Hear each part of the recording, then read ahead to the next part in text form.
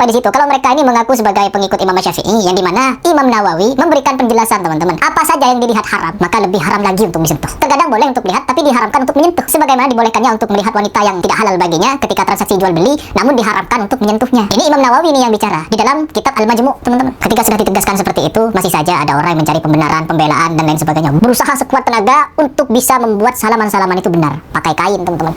Pakai kain. Assalamualaikum warahmatullahi wabarakatuh. Alhamdulillah, wassalatu wassalamu ala rasulillah wa ala alihi wa sahbihi wa man walah amma ba'du. Mudah-mudahan senantiasa kita diberikan kesehatan, sehat jasmani, sehat rohani, segala urusan kita diberikan kelancaran, amin, amin, ya rabbal alamin. Kembali lagi, jangan lupa like, komen, dan subscribe, serta share sejauh mungkin. Wabil khusus atau secara spesifik share kepada orang-orang yang mempunyai pemahaman bahwa dirinya itu memang mengikuti manhaj salaf, atau yang dikenal orang-orang yang mengikuti sunnah Rasulullah Shallallahu Alaihi Wasallam, atau yang sering digaung-gaungkan adalah qala Allah qala Rasulullah Shallallahu Alaihi Wasallam. Bil ikhtisar, dengan singkat, saya akan memberikan tanggapan tentang masalah bersalaman. Dan tidak sampai di situ kalau mereka ini mengaku sebagai pengikut Imam Syafi'i, yang dimana Imam Nawawi memberikan penjelasan teman-teman, apa saja yang dilihat haram maka lebih haram lagi untuk disentuh. Terkadang boleh untuk lihat tapi diharamkan untuk menyentuh, sebagaimana dibolehkannya untuk melihat wanita yang tidak halal baginya ketika transaksi jual beli, namun diharamkan untuk menyentuhnya. Ini Imam Nawawi nih yang bicara di dalam kitab Al-Majmu', teman-teman. Ketika sudah ditegaskan seperti itu, masih saja ada orang yang mencari pembenaran, pembelaan dan lain sebagainya, berusaha sekuat tenaga untuk bisa membuat salaman-salaman itu benar pakai kain, teman-teman. Pakai kain. Tapi saya berulang kali membahas hal ini, bahwa tentang musofahah itu memang berangkatnya atau latar belakangnya banyak kajian dan banyak alasan, dan itu juga menjadi khilafiyah antara para ulama.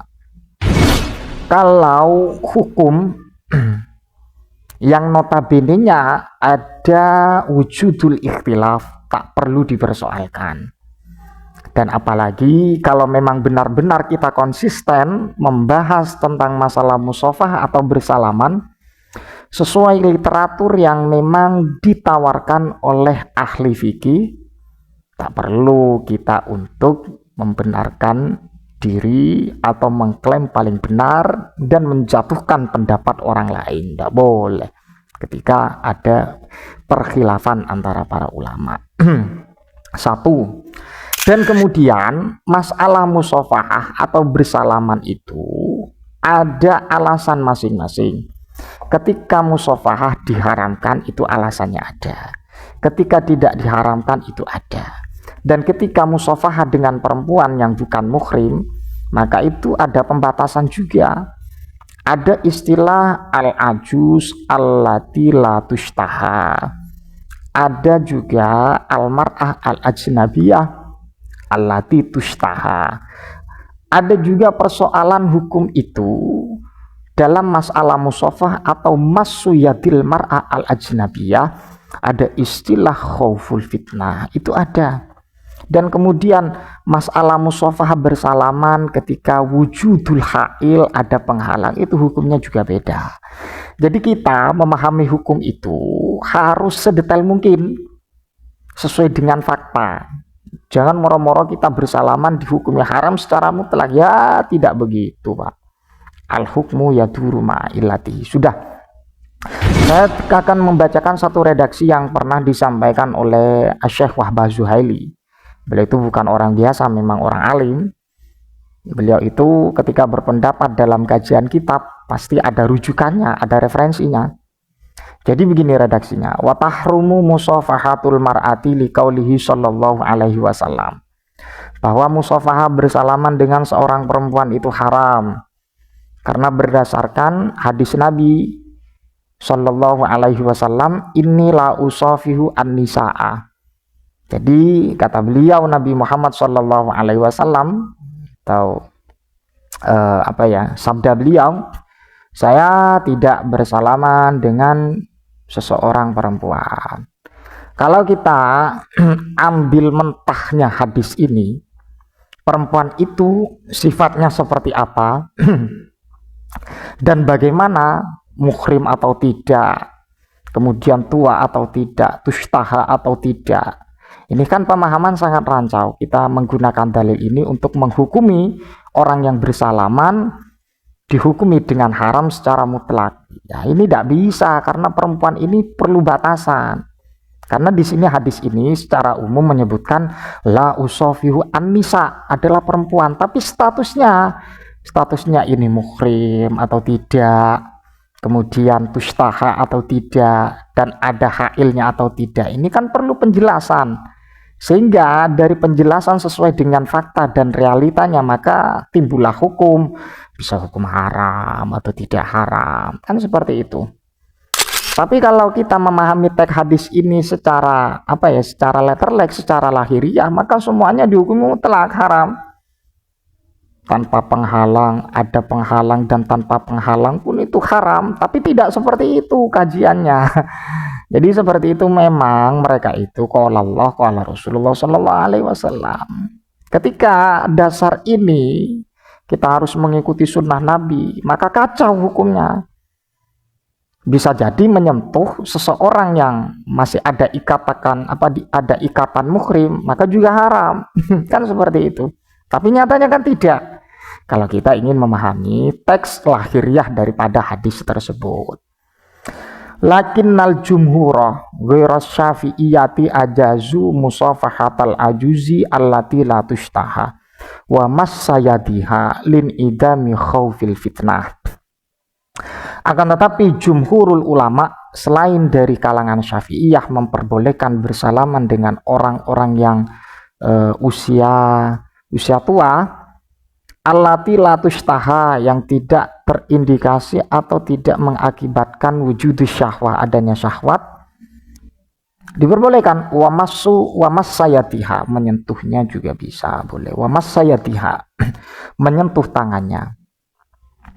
Lin idami khawfil fitnah, karena tidak ada kekhawatiran fitnah, jadi diperbolehkan. Makanya hadis itu ada kesinkronan lah. Dari hadis itu penjelasannya kita mengikuti para ulama. Karena kita mengikuti para ulama jadinya tidak rancau. Ya buktinya apa? Hadis an-nisa, inilah usofihu an-nisa, ketika difahami secara lahiriah maka tidak ada batasan al-ajuz allati la tushtaha, kan seperti itu. Kemudian qala al-Hanabilah, dari kalangan madhab Hanabilah, karya Ahmad musafahatan nisa, bahwa Imam Ahmad itu memakruhkan bersalaman dengan beberapa perempuan. Wasyaddada aidan hatta li muhrimin, dan juga beliau itu begitu keras, atau tasyaddud atau tasydid, yang sangat begitu keras sekali, bahkan kepada muhrim pun juga seperti itu. Ila angkol, dan kemudian wa harrama asy-syafi'iyatu al-massa wan nadhara lil mar'ati mutlaqan, dan kemudian dari kalangan Syafi'iyah mengharamkan menyentuh dan kemudian melihat kepada seorang perempuan secara mutlak, walau kanatil mar'atu ajuzan, sekalipun seorang perempuan itu adalah orang yang sangat tua, bukan usia muda. Tapi ada terusannya, watajuzu al-musafahatu bihailin yamna'u al-massa al-mubashir, dan kemudian bersalaman atau menyentuh seorang perempuan al-ajnabiyah yang tidak ada ikatan muhrim itu diperbolehkan.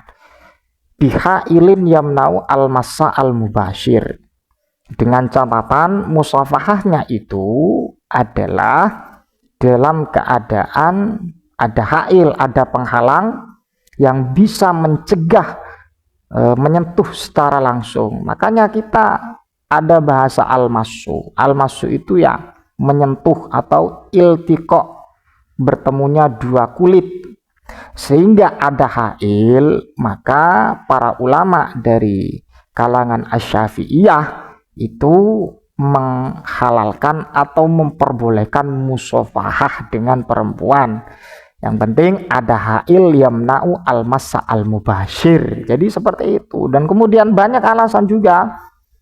Ya ketika nanti wujud syahwah ya mestinya jangan dilakukan.